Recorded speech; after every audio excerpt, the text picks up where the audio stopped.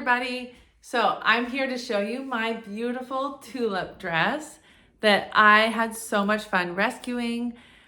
When I bought this quilt, I was just so thrilled. It is also a vintage quilt that was fairly heavily stained. This one and the butterfly dress were the most stained. The next one I'm gonna share with you had the most holes. But so this dress was actually quilted with a flannel sheet. You can kind of see it's blue and white stripes, and has beautiful hand stitching on it, and also beautiful applique.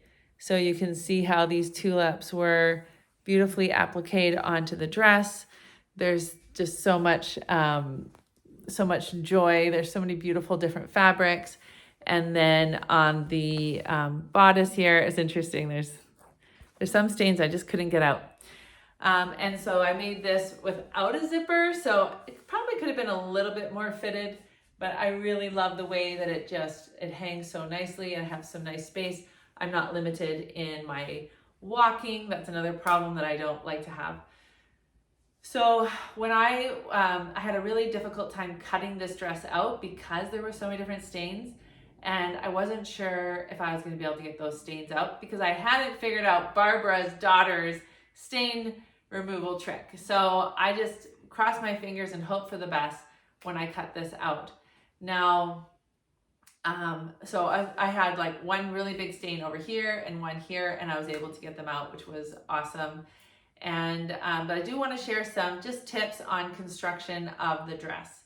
So when you're cutting out the dress, I encourage you to use the existing binding, but on something like this, I only could use for the sleeves.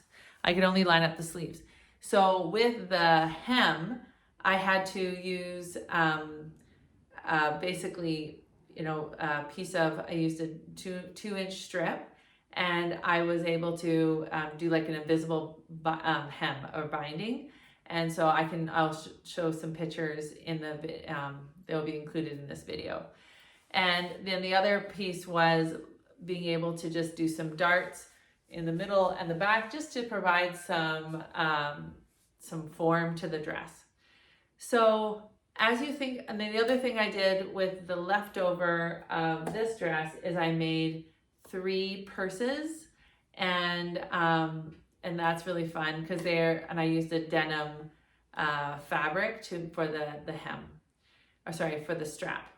So I'm curious to hear from you. What are some of the things that you think you could do with quilted scraps?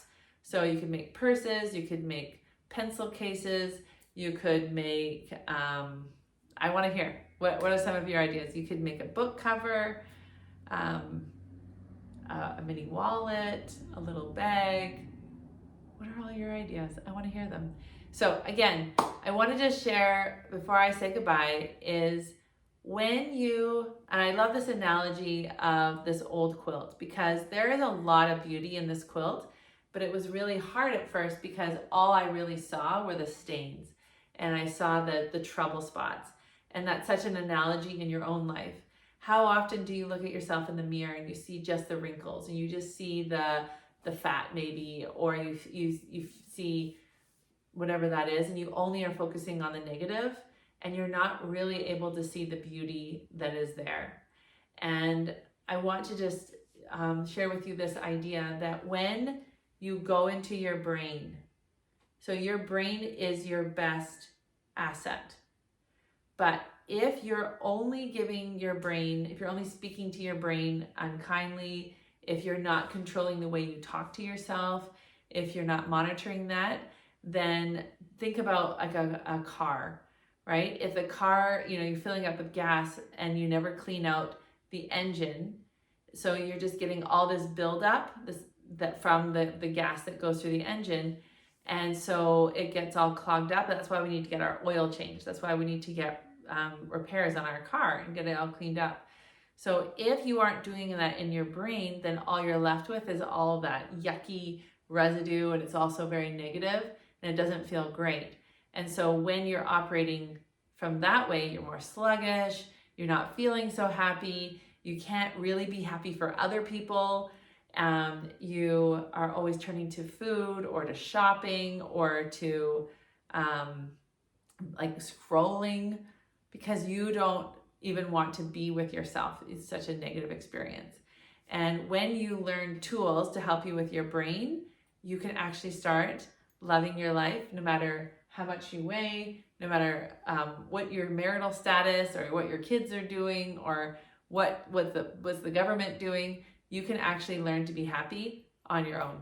So if you're interested into learning more, you can go to my podcast, which is also linked below, or you can even just book a call with me and we can talk about all of the ways that I help women to overcome that mental and physical weight that just seems to just hold us down but doesn't need to anymore.